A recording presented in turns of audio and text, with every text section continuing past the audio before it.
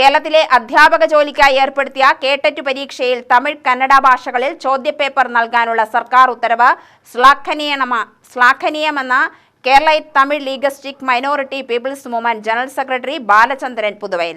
ഭാഷാ ന്യൂനപക്ഷങ്ങളുടെ അവകാശങ്ങൾ പോസ്റ്റൽ ഡിപ്പാർട്ട്മെന്റ് ഉൾപ്പെടെയുള്ളവയിലും കലോത്സവ ഇനങ്ങളിലും ലഭിക്കേണ്ടതുണ്ടെന്നും ബാലചന്ദ്രൻ പുതുവയിൽ വാർത്താസമ്മേളനത്തിൽ പറഞ്ഞു.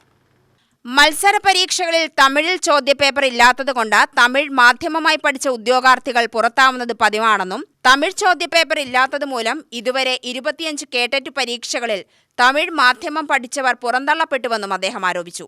മത്സര പരീക്ഷകളിൽ ഭാഷാ ന്യൂനപക്ഷങ്ങൾക്കായി ചോദ്യപേപ്പർ തയ്യാറാക്കണമെന്നാവശ്യപ്പെട്ട നിരവധി പരാതികൾ അയച്ചിട്ടും ഫലമില്ലാതെ വന്നതോടെയാണ് ഹൈക്കോടതിയെ സമീപിച്ചത്. ഉദ്യോഗാർത്ഥികളുടേതുൾപ്പെടെയുള്ള വാദം കേട്ടാണ് സർക്കാരിനോട് യോജ്യമായ തീരുമാനമെടുക്കാൻ കോടതി നിർദ്ദേശിച്ചത്. സർക്കാർ ഓഫീസുകൾ, തിരഞ്ഞെടുപ്പ്, വിവിധ ഡിപ്പാർട്ട്മെന്റുകൾ ഉൾപ്പെടെ എല്ലായിടങ്ങളിലും ഭാഷാ ന്യൂനപക്ഷ അവകാശം സംരക്ഷിക്കപ്പെടണമെന്നും ബാലചന്ദ്രൻ പുതുവയിൽ പറഞ്ഞു. നമ്മുടെ ഗ്രാമപ്രദേശങ്ങളിലുള്ള പഞ്ചായത്തുകളിൽ അവിടെയാണല്ലോ ജനങ്ങൾ കൂടുതൽ ജീവിക്കുന്നത്.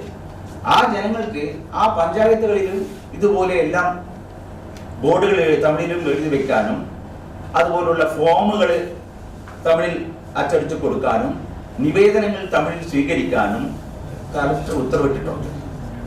അത് ഭരണഘടനാപരമായ ഒരു വിഷയമാണ്. അത് ഇതുവരെ പല പഞ്ചായത്തുകളിലും ചിറ്റൂർ താലൂക്കിൽ പ്രത്യേകിച്ചും ചിറ്റൂർ മുനിസിപ്പാലിറ്റി തത്തൂർ മുനിസിപ്പാലിറ്റിയിലടക്കം ഇതുവരെ ചെയ്യുന്നില്ല.